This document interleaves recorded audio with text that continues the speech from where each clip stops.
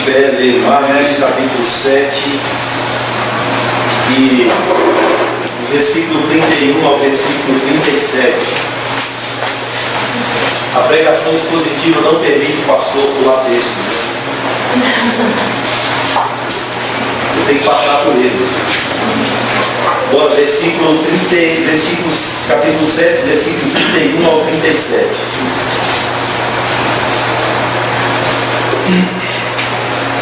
Eu vou ler, mas peço que os irmãos ouçam atentamente a leitura.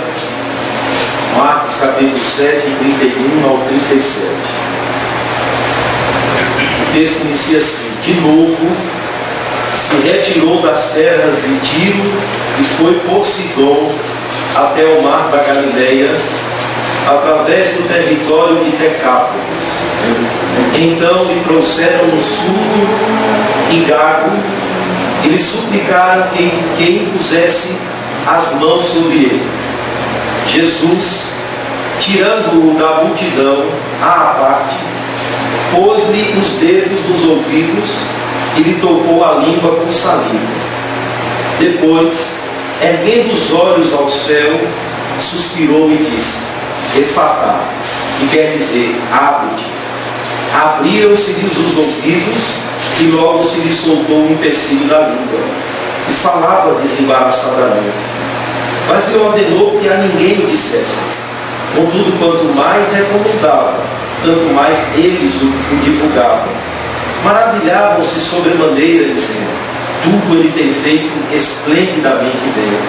Não somente faz ouvir os surdos, como falar os mudos. Amém. Se assentem.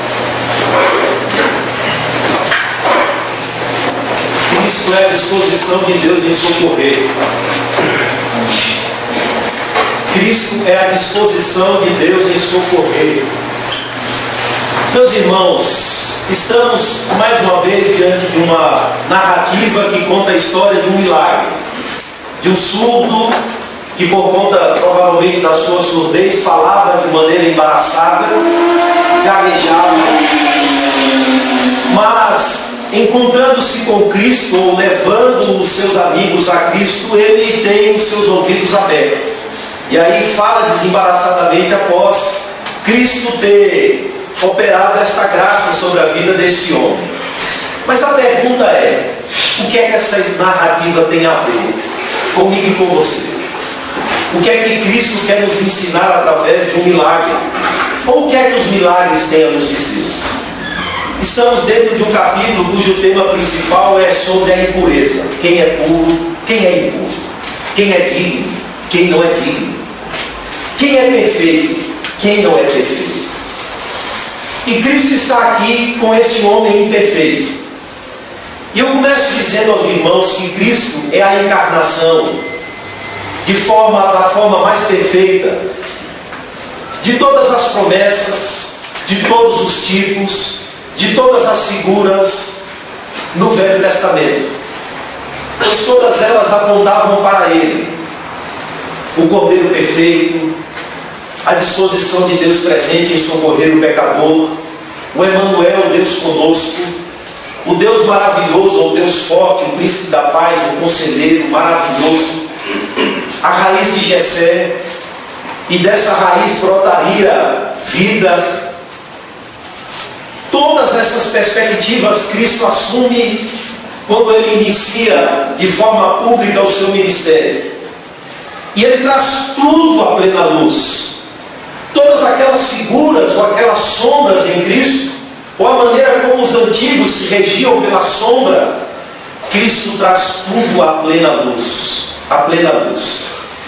E mostra que aquela sombra era meramente uma manifestação pálida daquilo que Deus de fato iria fazer na pessoa dele, nele, em Cristo.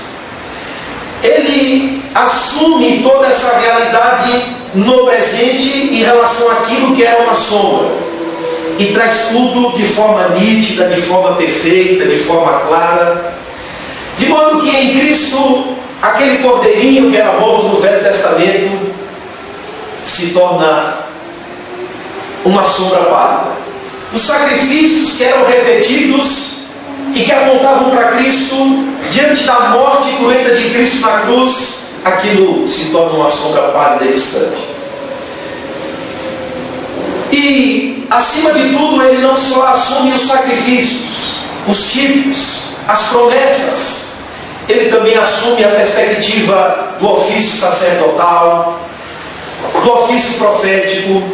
Ele assume o reinado porque ele vai cumprir nele a promessa que Deus fez a Davi de que permaneceria firme de pé o seu trono, que estava caído, pois os descendentes de Davi não tiveram condições de mantê-lo de pé, mas o descendente apontava para Cristo. Então ele assume o ofício sacerdotal, o ofício profético, o ofício de rei, e de uma forma plena ele ofereceu a Deus dons e sacrifícios pelos homens, levou as nossas necessidades a Deus de forma plena, entregando não sacrifícios de animais, mas ele foi o próprio sacrifício, ofereceu a si mesmo pelo pagamento do pecado, dos nossos pecados, mas ele também veio ser profeta. Deus falara aos pais pelos profetas, mas nos últimos dias ele veio nos falar cara a cara com o Filho, a quem o constituiu herdeiro de todas as coisas.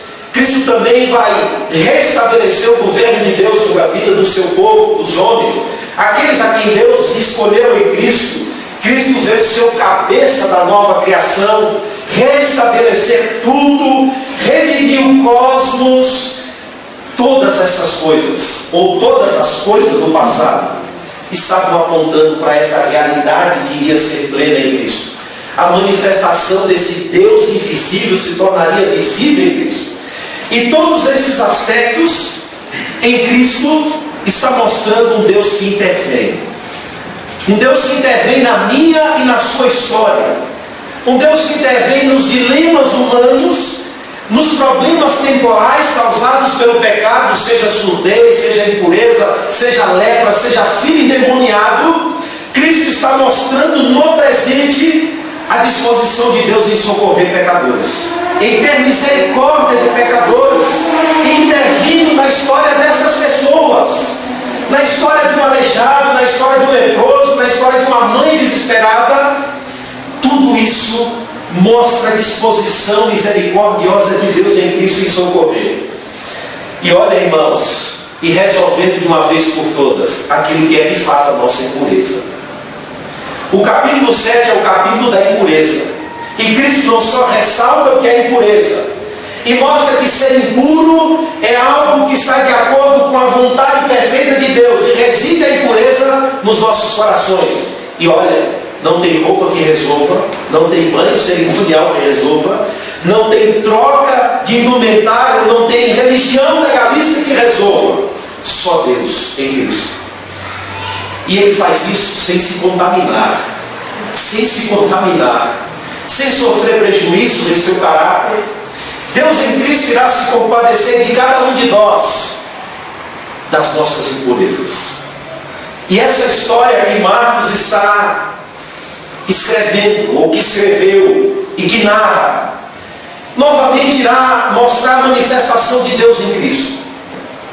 Este milagre está apontando para algo além de alguém que foi aberto os ouvidos, ou de alguém que agora fala desembaraçadamente. Essa história está apontando para algo mais profundo. É isso que o Evangelho quer tentar nos mostrar. É isso que Cristo está tentando nos mostrar. Essa história está mostrando algo além de uma necessidade física a ser resolvida. E essa história vai justamente nos mostrar tudo aquilo que Deus em Cristo está trazendo para o nosso presente. Resolvendo as nossas impurezas através de uma maneira soberana. E isso Deus vai fazer sem se contaminar, pois Ele sim, diferente dos fariseus, é o único que em si mesmo teria ou tem a prerrogativa de se manter distante de cada um de nós, porque Ele é santo, Ele é puro, Ele é perfeito. Ele sim, diferente dos fariseus, poderia fechar as portas da sinagoga para nós e dizer: aqui vocês não entram. Mas Ele não. Ele percorre caminhos distantes em Cristo para socorrer uma mulher aflita. ele percorre caminhos distantes através de Cristo ou em Cristo, para ir em um lugar considerado pagão e imundo. Essa é a boa notícia do Evangelho, que mostra o contrário daquilo que os fariseus ou a religião legalista ensina. O Evangelho mostra um Deus que se aproxima, um Deus que intervém, um Deus que vai à minha e à sua direção para nos buscar, um Deus que vai à nossa impureza para nos tornar puros, um Deus que cruza conosco no nosso caminho para resolver os nossos problemas de surdez, de fala embaraçada, de um Deus que entra no sofrimento da minha e da sua vida e se compadece de mim e de você e socorre-nos em nossa aflição presente, em nossa aflição causada pelo pecado. Portanto, eu repito mais uma vez, Cristo é a disposição de Deus em socorrer pecadores. Agora, como essa história vai nos mostrar isso? Essa história vai nos mostrar Cristo demonstrando claramente de que Deus se compadece do homem caído. Deus se compadece daquele que está sofrendo as consequências terríveis do pecado. Veja, Cristo mais uma vez se retira, diz o texto. De novo, se retirou das terras de Tiro e foi por Sidom ao mar da Galileia, através do território de Decápolis. Irmãos, Jesus já havia passado várias vezes perto do território pagão, porém muitas vezes sem entrar nela, passando ao largo ou de longe. Ele não entrava ou não se relacionava com os pagãos, ou não entrava na terra dos pagãos. Aqui Cristo mostra o contrário. Ele sai de Sidom, sai de Tiro, melhor dizendo, passa por Sidom, percorre um longo caminho, dando a volta à região da Judéia, para ir à beira do mar da Galileia, através do território chamado Decápolis. Ou seja, de novo, Cristo está entrando numa região não da Judéia ou não dos judeus, mas na região dos pagãos. Seu destino é chegar à beira do mar da Galileia. Olha, aqui provavelmente é o último período longo desfrutado por Cristo com os seus discípulos, porque após essa história, o capítulo 8 em diante vai mostrar um rei que vai assumir a cruz. Ele vai ir para Jerusalém, ser maltratado e entregue por malfeitores e morrer a morte de cruz. Então, segundo os historiadores, Cristo percorre um caminho longo, dá uma volta imensa, e o seu destino é ir parar à beira do mar da Galileia. Ele poderia percorrer um caminho mais curto, mas ele dá a volta para ir ao mar da Galileia por Decápolis. Então ele está lá, irmãos, no lugar escolhido por ele. Mas aqui algo já começa a nos chamar a atenção. Se você olhar para o capítulo 5 de Marcos, você vai ver um Jesus sendo expulso de Decápolis. Vemos o Senhor sendo expulso daquela região, mas por que ele foi expulso? Ele foi expulso daquela região porque se encontrara com um endemoniado, alguém que tinha uma legião tomando conta de sua vida, governando sua mente, suas ações, e aquele homem tem um encontro com Cristo, e aí é liberto pelo Evangelho, liberto pela graça de Deus em Cristo. E aí o que acontece? Os próprios demônios pegam a autorização a Cristo para assumir os corpos dos porcos que estão à beira ali. E Cristo dá autorização e os porcos se precipitam um penhasco abaixo. Os homens que tomavam conta correram para a cidade, contaram para os donos, os moradores, eles voltam. E a resposta daqueles moradores a Cristo é: se retire daqui. O texto diz que eles rogam a Cristo que se retirem dali. Saiam daqui. Sai daqui. Mas Cristo aqui está voltando à região aonde ele fora expulso. O Senhor aqui já começa a demonstrar a sua bondade, voltando a um lugar onde ele fora rejeitado. Ele está à beira de uma região onde ele foi rejeitado. Isso já começa a demonstrar que de fato graça é favor a quem não merece. Evangelho já começa a nos mostrar que graça é favor a quem rejeita, a quem não merece, a quem é duro, a quem está longe, a quem quer ver Deus longe do governo de sua vida. E graça é isso, é indo em direção a pessoas rebeldes, duras, que não querem o governo de Deus sobre suas vidas. É a reaproximação de Deus a homens rebeldes. Isso é graça, é favor imerecido. É um Deus que insiste mediante situações de rejeição profunda. A graça, irmãos, em Cristo, veio não lançar a nossa indignidade no rosto, pois Ele teria condições. A graça não veio voltar para se vingar de pecadores, pois Cristo poderia ter dito: olha, eu estou aqui de novo para me reafirmar diante de vocês que me rejeitaram, que me expulsaram daqui. Não, a graça é favor a quem não merece. Você não merece, eu não mereço, nós não merecemos. E Cristo volta aqui, e Ele volta conduzido pelo propósito não de reafirmar a sua autoridade, mas de fazer a vontade de Deus, de ser conduzido pelo propósito de Deus, de servir aos homens, de manifestar o seu amor, o amor de Deus aos homens, de conceder graça a quem não merece, bondade a quem não merece. E Ele está ali, à beira daquele lago, e aparece de repente. O versículo 32 diz: então trouxeram um surdo e gago, e lhe suplicaram que lhe pusesse as mãos sobre ele. Chega então, irmãos, pessoas trazendo este homem surdo, gago, e suplicaram a Cristo que impusesse as mãos sobre ele.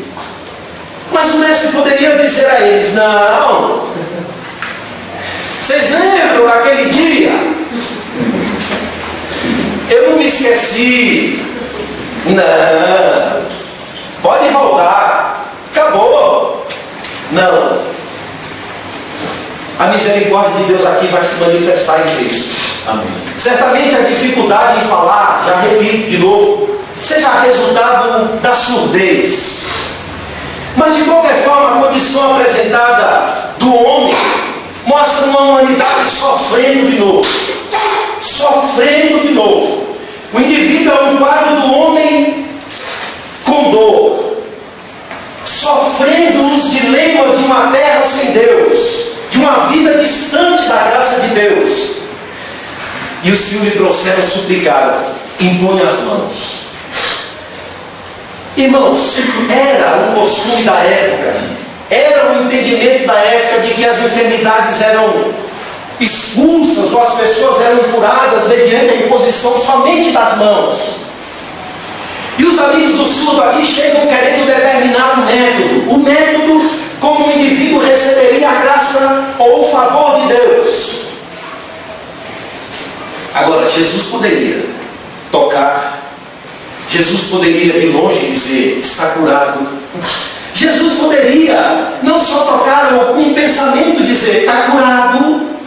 Jesus poderia fazer várias coisas, como fez a mulher do texto anterior, quando disse a ela: vai, porque o demônio já saiu de sua filha. Poderia fazer várias coisas, mas Ele não está sujeito primeiramente aos nossos métodos, nem mesmo aquilo que achamos ser a maneira correta de Deus agir. Todos de nós acreditariam numa cura de alguém que coloca saliva na língua de alguém. Jesus está ensinando tanto os discípulos como aqueles que estão trazendo o céu. Deus não segue, irmãos, nossas fórmulas prontas. Ele sabe como curar a mim e curar você. Ele sabe como tratar a nossa surdez, a nossa gagueira. Ele sabe como tratar o nosso problema, seja com imposição das mãos, seja gritando de longe, ou seja silenciando. Ele sabe tratar a mim e a você. E Cristo vai mostrar a sua ação, não determinada pelos amigos, mas vai mostrar a sua ação segundo a vontade de Deus. E os resultados aqui obtidos por Cristo, ou que Cristo quer obter, vai muito mais além do que fazê-lo ouvir. Vai muito mais além do que ter a sua fala desembaraçada. A bondade e a misericórdia de Deus sobre a vida daquele homem vai além dos males causados pelo pecado na sua vida física. Sua misericórdia vai além de nos proporcionar resultados rápidos. Seu poder irá nos proporcionar curas mais profundas. Mais profundas. Seu propósito é muito mais do que passar por nossas vidas. O propósito de Cristo é ficar em nossas vidas. O propósito de Cristo é curar substancialmente as nossas vidas e não passar por elas. E este homem é a imagem daquele que não é ouvido, não ouve, mas pelo contrário, está preso dentro do seu próprio dilema, da sua própria vida, da sua própria linguagem, da sua própria interpretação daquilo que o cerca. Irmãos, eu costumo dizer que a vida do surdo, mudo, é terrível. Falo isso porque eu trabalhei com uma pessoa que tinha problemas de surdez. E ela ficava assim perplexa na sala, querendo entender o que as pessoas estavam falando. Era uma pessoa cheia de cisma. Se tivesse alguém por trás dela falando alguma coisa, ela achava que estava falando dela. Se virava assustada. Uma pessoa cheia de complexos, difícil de se relacionar, trancada em si mesma. Quando eu li esse relato, me lembrei automaticamente dessa pessoa trancada em si mesma, trancada em seu mundo. Mas veja como Cristo tem um propósito de ir além. Na pessoa de Cristo, não só os seus ouvidos serão abertos. Essa é a necessidade que você percebe, que eu percebo, que nós percebemos. Mas a necessidade que Cristo percebe vai além de somente abrir os nossos ouvidos.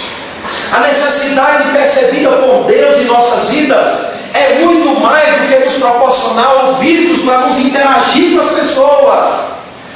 Mas certamente Ele quer curar aquilo que a surdez causou, na alma, nas emoções, na mente. E Jesus vai de fato fazer isso. A misericórdia de Deus vai se manifestar sobre a vida desse homem. E a primeira atitude de Cristo é tirá-lo da multidão. Tirá-lo da multidão. A primeira atitude é tirá-lo do palco. Sua intenção não é usar o homem para promover o Evangelho. Diferente dos curandeiros, hein, irmãos? O que nós vemos hoje. Para se autopromoverem o usador das pessoas, promessas falsas, curas invisíveis. O Senhor não considera o nosso problema como um caso. Ele nos vê como pessoas, indivíduos, que têm alma, que têm sentimentos, que têm emoções, que têm um coração que precisa ser transformado pelo Evangelho muito mais do que o nosso físico. E Ele não quer usar o homem para atrair as massas a si, pelo contrário, Ele quer nos tirar do palco da vida. Ele quer nos separar daquilo que nos envolve. E a segunda atitude de Cristo demonstra aquilo que Ele vai fazer. Primeiro Ele tira. Agora observe o verso 33. Põe-lhe os dedos nos ouvidos, lhe tocou a língua com saliva. Depois, erguendo os olhos ao céu, suspirou. E a última coisa, ele diz, efatá, que quer dizer, abre-te. Irmão, Jesus inicialmente não disse uma palavra.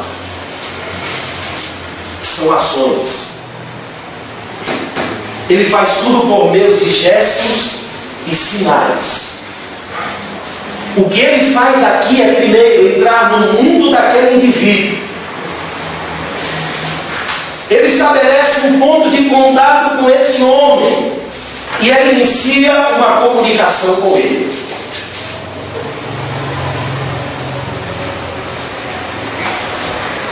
O que Cristo está dizendo é que Deus desce a nossa condição mais deplorável.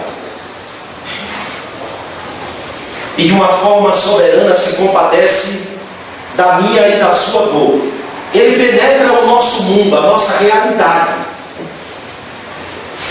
Mas Ele não faz isso de forma fria. Ele manifesta isso de uma maneira calorosa, com compaixão, de uma forma amorosa, misericordiosa. E a forma como Ele socorre a esse homem é penetrando profundamente na sua dor, é se colocando no lugar dele. O suspiro de Cristo aqui, quando Ele olha aos céus, não é de alguém que está incomodado com a dor do outro. Não. O suspiro de Cristo não é alguém que está sendo interrompido em seu descanso. Mas não, o gemido aqui, ou o suspiro, é a espécie de um suspiro de dor, de um gemido. Ou seja, Cristo aqui está sentindo a dor desse homem, a sua dor. E Ele não age de forma fria. Assim também o Evangelho nos ensina, irmãos. Olha, capítulo 9 de João. Os discípulos perguntam a Cristo, quando se deparam com um homem deficiente, perguntam a Ele: quem pecou, Senhor, ele ou seus pais? Jesus disse: nem ele pecou, nem os seus pais. Ele nasceu assim para que se manifeste sobre ele a glória de Deus. Estamos dentro de um capítulo que descreve purezas e impurezas, dignidade e indignidade, perfeições e imperfeições. E este homem está vivendo num mundo carregados de preconceitos, tanto religiosos bem como filosóficos. E este homem, irmãos, carrega em si, segundo as concepções dos religiosos, dos fariseus, dos escribas, a maldição de Deus, o desfavor de Deus. Alguém que deve ser objeto da ira de Deus. Cristo não. Ele se compadece da dor do outro. Ele recorre, ou ele socorre, entrando no mundo de sofrimento daquele que sofre e vive a sua dor. Olha para os céus e sabe que se Deus não tiver misericórdia, não só o surdo e o que fala embaraçado sofrerá os danos terríveis do pecado, mas também a todos que desfrutam de perfeição física, que desfrutam de condições físicas elevadas, todos carecem da glória e da misericórdia de Deus. Todos. E Cristo olha para o céu e suspira. Ou seja, sente a dor do homem. E a última palavra que ele diz é Efatá. Abre-te. E o verso 35 diz: abriram-se-lhes os ouvidos, e logo se lhes soltou o empecilho da língua. Irmãos, eu digo, é evidente que nós não temos poder para dizer ao surdo, Efatá. É evidente que nós não temos poder em nós mesmos para resolver todos os problemas do mundo. Não. E também essa não é uma promessa do Evangelho. Mas somos chamados a se compadecer daquele que sofre, assim como Cristo se compadeceu.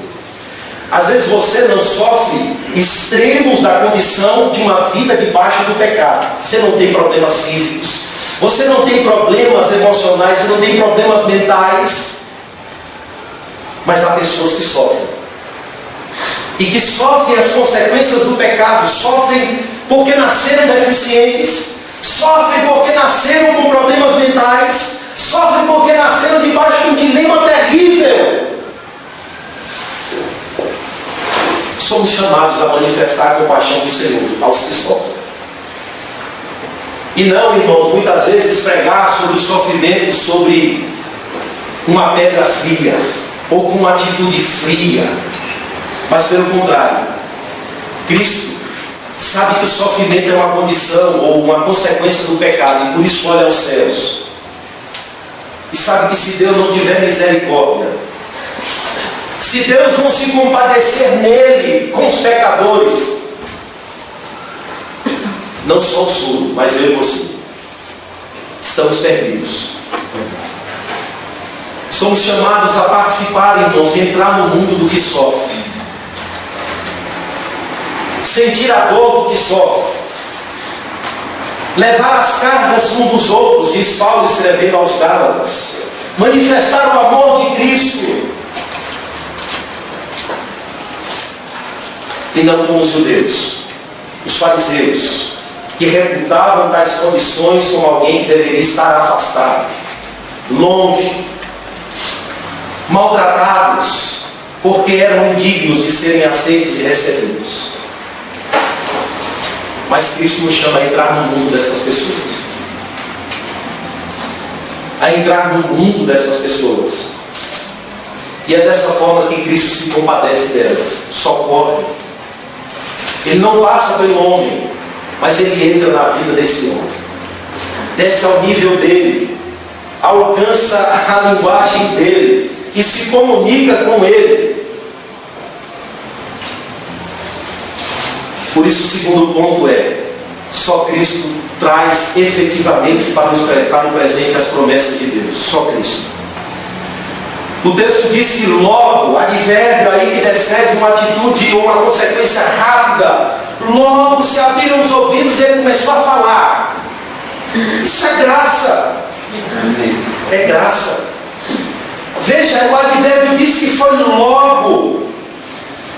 As curas que Jesus opera não são promessas enganosas. Não são como as curas modernas, cuja pessoa desconhece. Tudo é feito debaixo da luz. Da luz. Tudo acontece dentro da maneira mais clara possível. E as coisas acontecem de forma completa. Veja, os ouvidos se abriram e a fala fluiu. A audição e a fala foi restaurada à sua plenitude. E tudo aconteceu sem magia, sem nenhum elemento mágico, sem barganha. Pelo contrário, ele só olha, suspira, e a expressão que ele usa não é um termo mágico, mas é uma expressão que o próprio Marcos traduz: abre-te. Ou seja, um termo que está traduzido dentro do próprio texto. E este texto é apenas uma palavra no aramaico que significa uma ordem para abrir. Abra-te. E Marcos traduz o termo mostrando que não há mágica. Mas o resultado sobre a vida do homem, eu repito, é muito mais. Você precisa ver além. Além de uma manifestação da autoridade de Cristo sobre a condição física dele, sobre os problemas que afetam o corpo do indivíduo, você precisa ver além de um Cristo que precisa se reafirmar diante daqueles que o negaram. Todos os milagres nos evangelhos apontam para uma necessidade mais profunda na vida dos seres humanos, bem como demonstram a concretização de alguma coisa. De alguma coisa. O que é que significa abra-te? O que é que significa o verso 37, quando ficaram todos maravilhados, esplendidamente maravilhados, e disseram: ele faz tudo bem.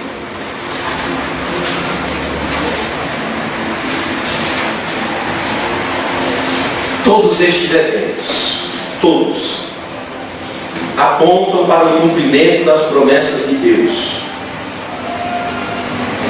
Jesus continua entre os impuros, entre os gentios, e vai deixar claro, e está deixando claro,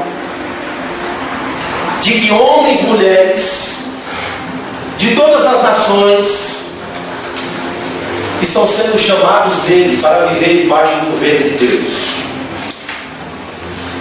E quando olhamos para a história, para esse evento, para esse milagre, precisamos voltar em Isaías 35. Isaías 35, que vai descrever justamente o governo messiânico de Cristo. A grandeza do seu reinado, ou a pujança da sua restauração. Agora veja como o texto de Isaías 35 descreve de forma poética a restauração em Cristo. Veja, versículo 1: o deserto e os lugares secos se alegrarão disto, e o ermo exultará e florescerá como a rosa. Amém. Abundantemente florescerá e também regurgitará de alegria e exultará. Glória do Líbano se lhe deu, a excelência do Carmelo e Saron. Eles verão a glória do Senhor, a excelência do nosso Deus. Confortai as mãos fracas e fortalecei os joelhos trêmulos. Dizei aos turbados de coração: esforçai-vos, não temais. Eis que o vosso Deus virá com vingança, com recompensa de Deus, Ele virá e vos salvará. Então os olhos dos cegos serão abertos e os ouvidos dos surdos se abrirão. Então os coxos saltarão como servos e a língua dos mudos cantará, porque as águas arrebentarão no deserto e ribeiros no ermo. O texto de Isaías 35 está mostrando o que será o governo messiânico de Cristo. Sua restauração plena de todas as coisas. Sua restauração do cosmo. Ou seja, o governo messiânico de Cristo trará restauração a todas as coisas que o pecado destroçou. O governo messiânico de Cristo vai colocar em ordem tudo aquilo que o pecado desorganizou. Ele veio trazer o alento prometido aos profetas, ou pelos profetas. E sua função aqui, repito, é muito mais do que abrir os seus ouvidos. É muito mais do que fazer pessoas falar. Sua função é mais do que levantar paralítico. Sua função é restaurar todas as coisas. Amém. Sua função é restaurar o mundo. Restaurar toda a criação. Amém. Que for afetada pelo pecado. Agora você pergunta, como ele vai fazer isso? Isaías está falando da vingança do nosso Deus. A pergunta é: como Deus vai se vingar e restaurar os fracos, fortalecer os joelhos, fazer o surdo ouvir, o mundo falar? Como Deus vai se vingar e restaurar todas as coisas em Cristo? Ele vai despejar a sua vingança sobre Cristo. A justiça retributiva de Deus será despejada sobre Cristo. Deus vai se vingar dos pecados do seu povo em Cristo. E Cristo irá sofrer sobre si mesmo a vingança do nosso Deus. Agora, com qual propósito? De restaurar todas as coisas. Seu propósito é muito mais do que realizar milagres. Esse acontecimento é um vislumbre do que será o futuro do governo messiânico de Cristo. Este milagre é um vislumbre do que será a restauração plena de toda a criação em Cristo Jesus. Ele vai restaurar a nossa condição espiritual, a nossa condição física. E aqui é somente um insight. É somente um vislumbre do que será em Cristo. A plenitude das bênçãos de Deus em Cristo. A disposição plena de Deus em Cristo em socorrer, em ajudar, em conceder graça. Mas isso não será feito sem que ele sofra a vingança do nosso Deus sobre ele. É graça, mas não é graça barata. É graça, mas não é graça que se concede passando por cima da justiça de Deus. É graça porque ele sofreu como um maldito em nosso lugar. Amém. É socorro porque ele sofreu a ira de Deus no nosso lugar. Amém. Você hoje ouve, você hoje tem graça, você hoje é perdoado, é restaurado ou está sendo restaurado porque ele sofreu a vingança de Deus sobre ele. Amém. Ele veio resolver de uma vez por todas a minha e a sua impureza, a nossa verdadeira surdez, a nossa verdadeira gagueira. Esse milagre tanto aponta para Isaías 35, bem como aponta para Apocalipse, onde todas as coisas estão sendo demonstradas, restauradas em sua plenitude. Pois João viu homens de toda a tribo, raça e língua da nação adorando o Cordeiro. Portanto, você pode não ter, repito, problemas de audição. Você pode falar bem, ouvir bem. Você pode não ter problemas físicos.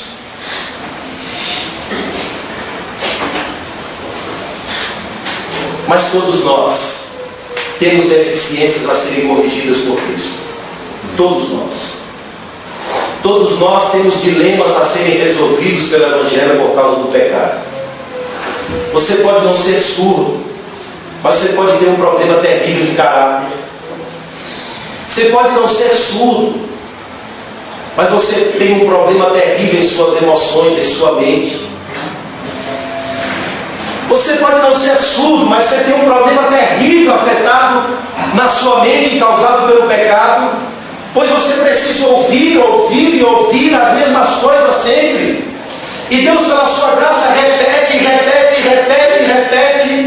até que você chegue ao pleno conhecimento da verdade. Amém. É isso que os fariseus não viram, e é isso que os fariseus não enxergaram. Você pode não ser surdo fisicamente, mas espiritualmente está surdo. Espiritualmente está deficiente. E assim como o surdo, você precisa de um rei, de um sacerdote, de um profeta. Amém. De alguém que desça ao nível da sua condição e te restaure, tenha compaixão de você, misericórdia de você. Você precisa de um Cristo que desça a sua existência caída e abra os seus ouvidos para ouvir. Você precisa. Nós precisamos. Nós precisamos. Portanto, é muito mais do que uma cura. É o vislumbre de umas necessidades mais profundas que eu e você lidamos com ela todos os dias. Todos os dias. E que este Cristo precisa se revelar a nós todo dia. Todo dia. A graça precisa ser derramada a cada um de nós todos os dias. Cristo precisa nos dar graça para ouvir todos os dias. Amém. A pergunta seria: qual a diferença entre o que não ouve fisicamente do que os fariseus que não viram Cristo, não ouviram Cristo, rejeitaram Cristo? E Cristo, sim, só Ele traz para os presentes as promessas de Deus. Só Ele antecipa a restauração plena do futuro para o presente. Abre plenamente os ouvidos, restaura a fala, restaura a nossa vida. Só o Evangelho, só a graça. E o terceiro ponto é: isso porque em Cristo, irmãos, aquilo que é pleno no futuro, Ele nos traz para o presente. Aquilo que é pleno no futuro, Ele traz para o presente. O milagre, irmãos, acontece, mas há uma preocupação de Cristo aqui. Olha, ele diz, olha, não diga nada a ninguém. Ele ordenou que não espalhassem. Contudo, quanto mais recomendava, tanto mais eles o divulgavam. Agora, por que Cristo aqui tem a preocupação de que eles não divulguem? Para que o próprio evento não seja interpretado de maneira equivocada. Irmãos, Cristo não quer que se propague ou que se faça propaganda dos milagres que estão marcados no Evangelho. Cristo não quer ser identificado como uma panaceia. Não. Como alguém que vai resolver todos os males temporais. Não. O ápice do seu ministério é a cruz. Aqui são vislumbres do que será a restauração plena de toda a criação. E ele caminha nessa direção, ele vai para a cruz. E ele não veio fazer todo mundo ouvir, todo aleijado andar, toda deficiência ser restaurada, toda sede. Não, ele não veio fazer isso. Essa não é uma promessa de Cristo. Pois muitas pessoas ainda, embora salvas pelo Evangelho, embora dentro dos planos redentores de Deus, vão carregar em toda a sua vida problemas físicos. Vão carregar em todas as suas vidas, muitas vezes, surdez. Não serão os seus problemas resolvidos. Vão carregar espinhos que vão servir para ensiná-los em toda a caminhada da sua vida. O Evangelho não promete a mudança instantânea de todos os males temporais do pecado. Não. O Evangelho, sim, é uma promessa que diz: no futuro tudo será restaurado. Nós estamos indo para lá. Nós estamos caminhando para lá. Aquele que começou em nós a boa obra vai aperfeiçoá-la até o dia de Cristo Jesus. E que, embora eu e você carreguem espinhos e que tenhamos que lidar muito tempo com eles, a promessa é: a graça vai aperfeiçoar as nossas vidas na fraqueza. Agora sim, o Evangelho resolve de fato as nossas impurezas do coração, nossa verdadeira surdez espiritual, nossa verdadeira gaguez ou maneira dura de falar como consequência do pecado. O Evangelho se restaura, ou está começando a restaurar,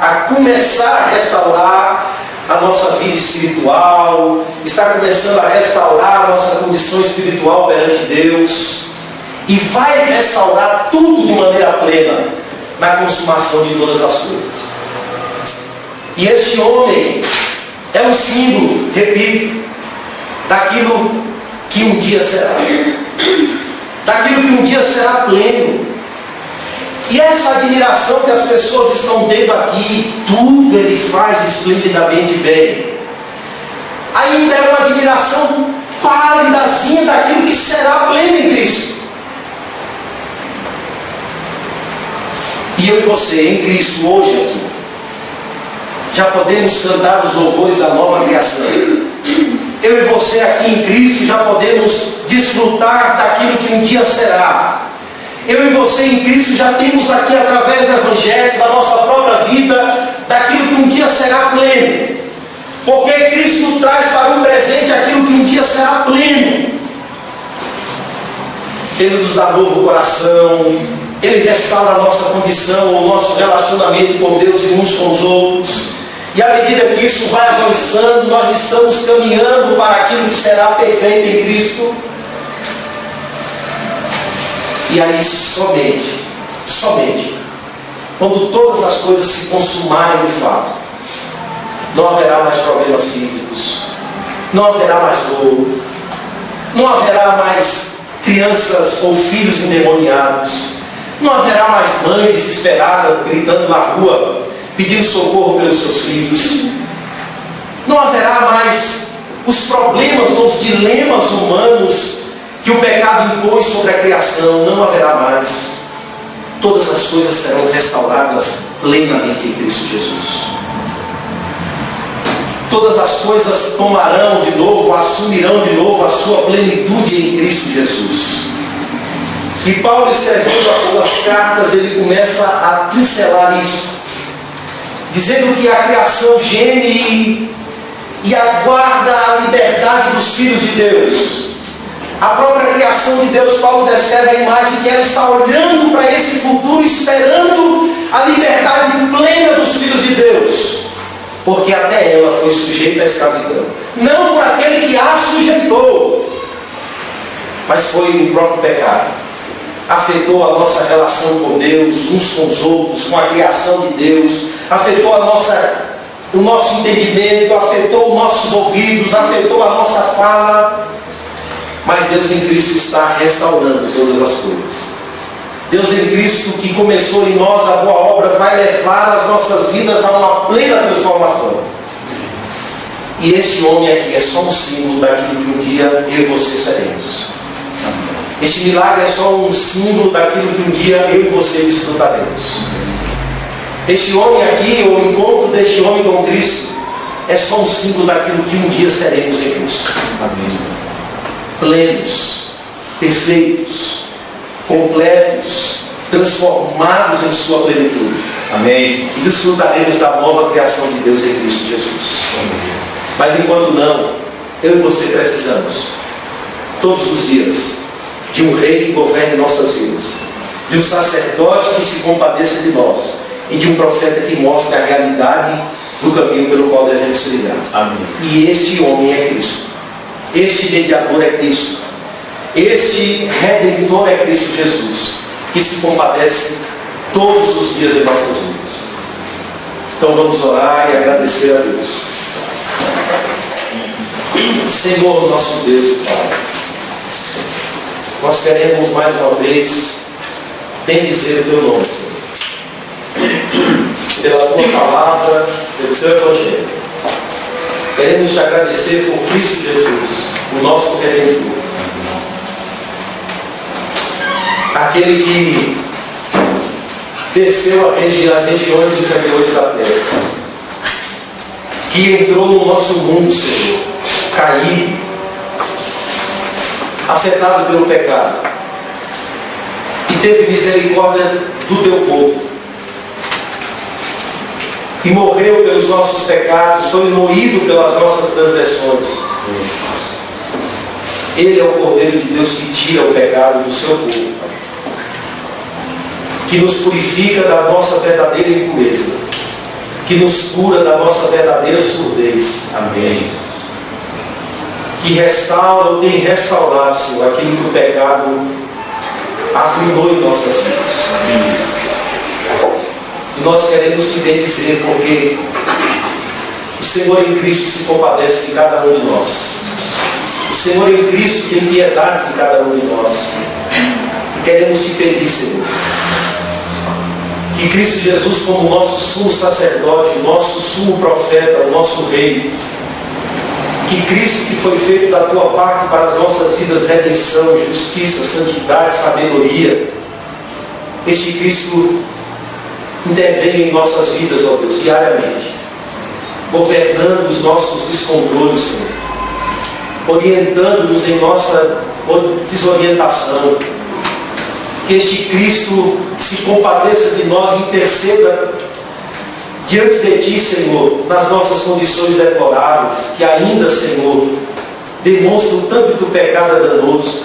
Que Cristo interceda por cada um de nós e que, acima de tudo, tenhamos ouvidos para ouvir a palavra de Cristo, a verdadeira profecia, a verdade que nos transforma, que nos guia, que nos ilumina, Senhor. Amém. Nós queremos te pedir que Tu intervenhas em nossa vida, em nossa caminhada cristã, para que tenhamos sempre ouvidos para ouvir, Senhor, e para que tenhamos uma fala desembaraçada para falar a Deus daquilo que de fato tenhamos que falar. Queremos te pedir em Cristo Jesus que Tu nos transforme, nos leve a essa transformação plena da qual o Teu Evangelho está apontando. Em nome de Jesus, Pai, nós te pedimos. Amém. Amém.